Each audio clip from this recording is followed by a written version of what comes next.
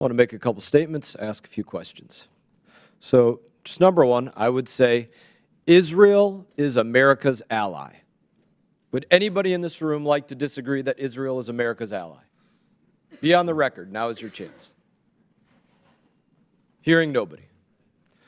Palestinians are not our ally. Would anybody in this room like to disagree with that and say that Palestinians are our ally? The ranking member, top Democrat on the committee, just walked out as I was asking this. Would anybody like to say that Palestinians are our ally? I hear crickets. Nobody in here is willing to say that Palestinians are our ally. Nobody wants to refute that Israel is our ally. Our ally, Israel, is at war with our non-ally. And UNRWA exists. Its whole existence is to support our non-ally. And 99.9% of their employees are Palestinians who are our non-ally. So if we support UNRWA, number one, we are paying literally the salaries of our non-ally that is at war with our ally. Let that sink in. We're paying the salaries, if we support UNRWA, of our non-ally who is at war with our ally. Does that make sense to anybody? I don't think so. It doesn't make sense. It doesn't make any sense to me. So I find it amazing that there is disagreement about this in this committee. That there are people in this Congress, and apparently this is very party line, Democrat versus Republican on this issue. Democrats want to fund an entity that is made up of and exists to support our non-ally at war with our ally. Can't make sense of it.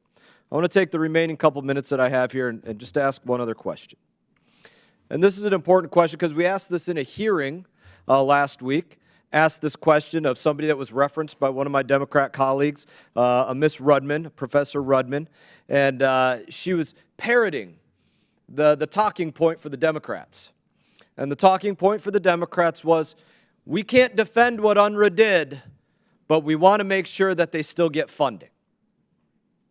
Let that sink in. That was the talking point, the point of what they're saying. Can't defend what they did. Can't defend the 12 individuals alleged to be in direct support of Hamas. Can't defend that an estimate by them, 10 to 15% of at least of UNRWA employees are probably in support of Hamas if they are representative of the rest of the Palestinian population. Can't defend what they did, but want to continue supporting them. So the question that I would pose here for my Democrat colleagues, or my Republicans if they want to answer this, but we know that we have thresholds on the Republican side, is there any threshold for my Democrat colleagues for which they would say that is a bridge too far? If UNRWA did that, then that would be too far and we wouldn't support funding UNRWA. If UNRWA went beyond the 12 people, went beyond the hiding of rockets under UNRWA facilities, the hiding of bombs and weapons under UNRWA facilities, went beyond the curriculum that they're teaching in the schools to hate Jews, went beyond the tunnels that are being built underneath UNRWA facilities, because that's not a threshold for my Democrat colleagues. But if UNRWA went at this point beyond that, then yes, finally, that would be a bridge too far, so let's stop funding them. And I'll just sit here and wait for the remaining 40 seconds of my time to see if any of my Democrat colleagues want to rejoin the room and answer any of those questions. And if my time runs out, then I'll yield back.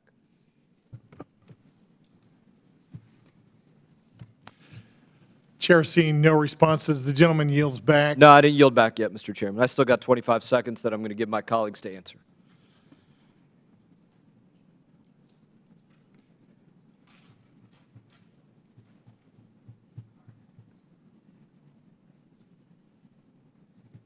I would say, Mr. Chairman, let the record show nobody disagreed that Israel is our ally. Nobody disagreed that Palestinians are not our ally.